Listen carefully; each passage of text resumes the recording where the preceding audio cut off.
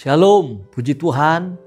Saat ini kita akan diberkati kembali dengan firman Tuhan yang saya judulkan yaitu angin yang membawa berkat.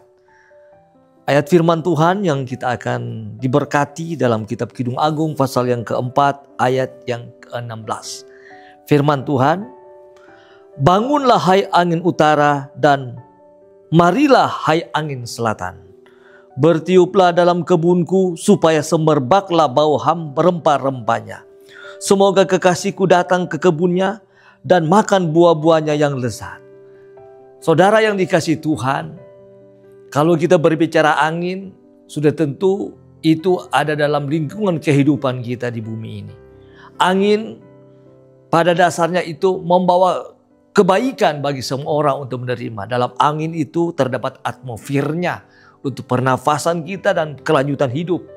Angin dibutuhkan juga dalam semua lingkungan energi yang dibutuhkan untuk energi yang kita perlukan. Seperti yang kita lihat di mana-mana ada karena angin menghasilkan energi listrik dan sebagainya.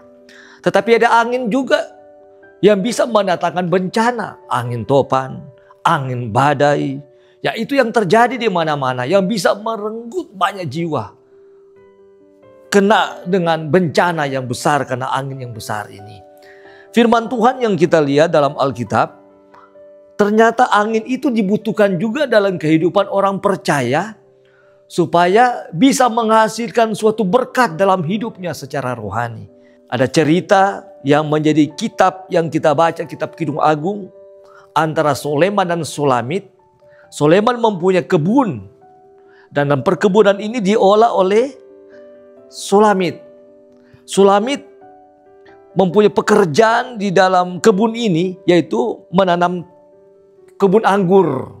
Dan kebun anggur ini sangat besar di masa itu.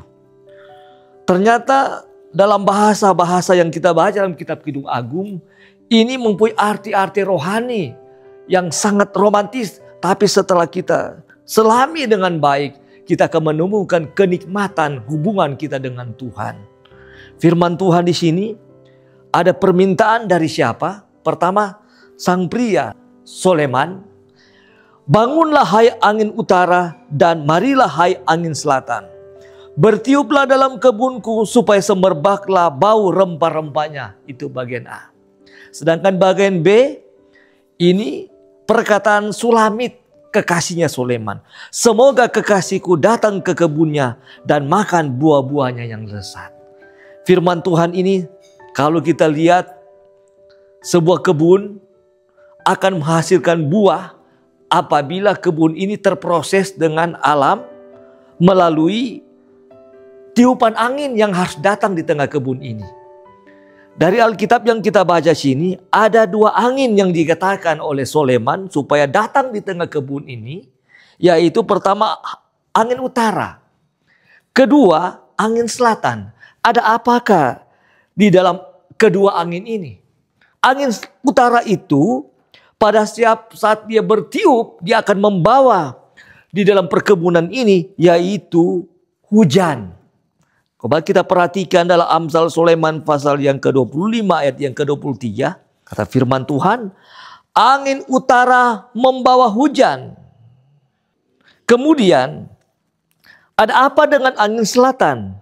Angin selatan itu membawa panas. Itu yang dikatakan Tuhan Yesus. Lukas 12 ayat 55. Dan apabila kamu melihat angin selatan bertiup, kamu berkata hari akan panas terik. Nah, ini yang dimaksudkan untuk kebun ini, hasil dari perkebunan khususnya perkebunan anggur ini. Supaya dia bisa menghasilkan bau dan juga lebih dari itu menghasilkan buah yang banyak.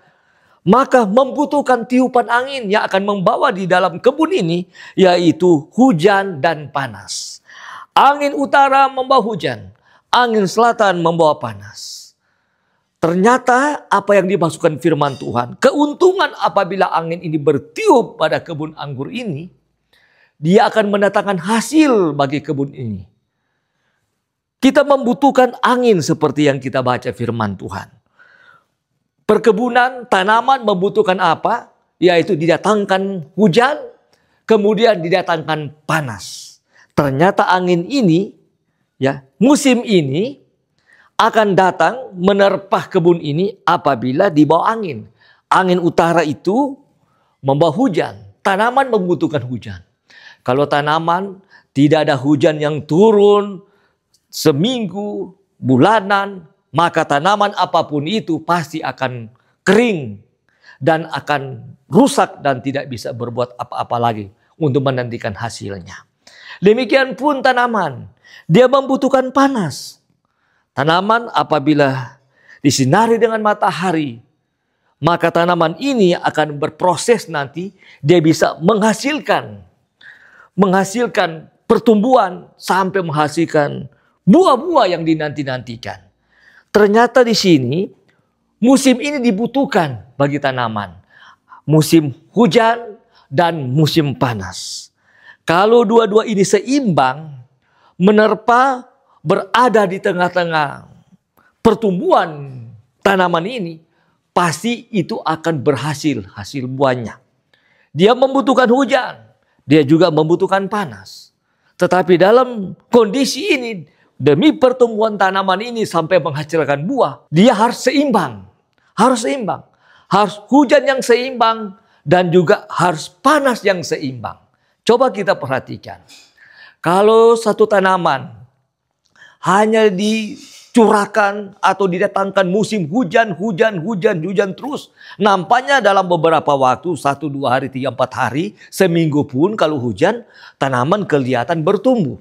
Tapi lama-kelamaan 2-3 minggu kemudian atau sebulan kemudian, pasti tanaman ini dia akan jadi kerdil, lama-kelamaan meskipun ada pertumbuhan, keluar batang dan daun, tapi lama-kelamaan karena hujan yang menerpa, maka akan busuk. Demikian pun kalau tanaman pun kalau dia sudah sempat dia bertumbuh dan mungkin sudah berbuah-buah, hanya tinggal menunggu waktu untuk dipetik. Tapi kalau tanaman ini selalu hanya diterpa dengan hujan, ditatangkan hujan, dicurahkan hujan sebanyak-banyak mungkin, apa yang terjadi? Pasti tanaman ini buahnya itu tidak akan baik. Lebih dari itu, pasti buahnya akan bisa jatuh sendiri, bahkan pun akan busuk. Itu yang tidak mau kita menerima hasil buah yang busuk. Nah, itu yang terjadi kalau kelebihan hujan. Begitu pula tanaman itu membutuhkan panas. Tetapi tanaman kalau kelebihan panas, ya akan kering. Coba kita punya tanaman. Kalau sudah bertumbuh, semakin bertumbuh, tiba-tiba tidak pernah turun hujan, hanya diterpa dengan panas seminggu 2 minggu, pasti tanaman itu dia akan kering. Bahkan pun kalau tanaman itu mungkin dia sudah sempat berbuah, tapi kalau kelebihan panas tidak pernah hujan, sama juga akan kekeringan. Hasil daripada buah akan jadi sedikit atau hasil daripada buah akan rusak karena kelebihan panas. Maksud firman Tuhan setelah kita baca dalam Alkitab ini, berbicara tanaman adalah kita sendiri. Kebun anggurnya Tuhan adalah kita. Seperti bangsa Israel, kalau kita perhatikan dalam Yesaya pasal yang ke-5, mereka itu adalah tanaman Tuhan. Sama dengan kita adalah taman Tuhan. Yesaya pasal yang ke-5. Kalau kita perhatikan keseluruhan firman Tuhan ini, ya, itu yang dinanti-nantikan Tuhan. Supaya kebun anggur Tuhan itu kaum Israel dan orang Yehuda. Supaya mereka menghasilkan buah. Begitu pula kita orang percaya. Kita ini dalam kekristenan kita diumpamakan adalah kebunnya Tuhan. Dalam Yohanes pasal yang ke-15. Keseluruhan ayat di situ dikatakan, akulah pokok anggur yang benar dan kamu adalah ranting-rantingnya. Inilah kehidupan kita. Kebun anggur Tuhan. Tanaman Tuhan. Dan si pemilik kebun adalah Bapa di sorga. Dia menanti-nantikan hasil daripada kebun miliknya. Sama dengan yang kita lihat dalam kitab Kidung Agung. Soleman menantikan hasil buah daripada tanamannya. Maka tanaman itu supaya bisa menghasilkan buah, sangat dibutuhkan apa yang harus didatangkan bagi tanaman ini. Yaitu ditiupkanlah angin datang. Di dalam angin itu, maka diterpa dengan angin hujan. Kemudian ada angin panas. Angin yang mendatangkan hujan dan angin yang mendatangkan panas, seperti yang sudah kita lihat tadi dalam firman Tuhan. Dalam kekristenan kita, orang percaya, hidup kita harus mengalami pertumbuhan yang seimbang. Pertumbuhan yang seimbang, setiap kita orang percaya harus mengalami segala bentuk angin yang harus datang dalam hidup ini. Apakah itu angin hujan? Apakah itu angin panas? Kita tidak bisa tolak kedua jenis angin ini. Memang harus datang dalam hidup kita. Supaya kita bisa menghasilkan buah sebagai tanaman Tuhan. Kita perhatikan di sini. Kalau kita mau bertumbuh dan menghasilkan buah, kita menerima berkat angin yang mendatangkan hujan. Ini berbicara penghidupan. Diberkati kekuatan, diberkati pekerjaan, diberkati kesehatan, diberkati keadaan fisik kita, diberkati apa yang kita olah bersama-sama, apa yang menjadi bagian keluarga kita, apa yang menjadi fasilitas yang mencukupi kita. Kalau kita dipenuhi dengan berkat secara lahiriah, puji Tuhan, itu akan membangkitkan penghidupan kita bisa bergerak terus. Tetapi ingat baik-baik Bapak Ibu Saudara, karena kita dalam pertumbuhan rohani, yang menjadi tujuan kita bukan pertumbuhan jasmani, maka kehidupan rohani ini bukan saja Tuhan hanya ingin memberkati dan memberkati secara lahiriah, tetapi Tuhan mendatangkan lagi angin yang secara lahiriah mungkin kita tidak mau menerima, tapi kenyataannya memang harus terjadi demi menghasilkan buah kita di dalam kebaikan Tuhan, dalam panggilan pekerjaan Tuhan ini. Maka Tuhan meniupkan dalam diri kita ada angin panas. Angin, dikatakan angin selatan yang membawa panas. Bukankah kita sebagai orang percaya, bahkan manusia secara lahiriah, hidup kita sejak kita dilahirkan dari seorang ibu, kita sudah menangis. Maka perjalanan waktu kita dari masa kecil, apalagi setelah kita sudah masa memahami kebutuhan-kebutuhan, bahkan masa kita dalam keadaan yang dewasa seperti ini, kita diperhadapkan dengan bergulat dengan pergumulan-pergumulan. Ada pergumulan masalah, ada pergumulan tantangan, ada pergumulan kebutuhan, ada pergumulan-pergumulan kesulitan-kesulitan. Bahkan ada pergumulan-pergumulan yang kita tidak mau terjadi. Mungkin kerugian itu, mungkinkah sakit penyakit, mungkinkah fitnaan itu, mungkinkah kita itu dirugikan, mungkinkah kita kehidupan jasmani kita ini tidak bisa berbuat apa-apa dengan segala bentuk persaingan. Ada hambatan, ada tantangan. Itulah hidup kita.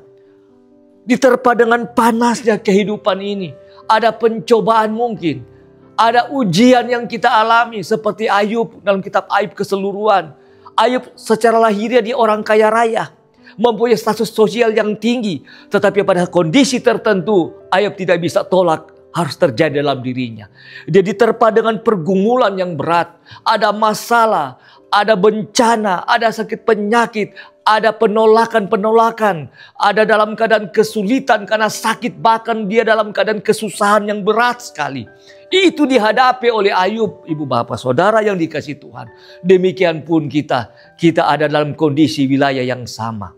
Baiklah, untuk penguraian firman Tuhan tentang angin yang membawa berkat, kita akan mengikuti pada episode selanjutnya. Haleluya, Tuhan Yesus memberkati.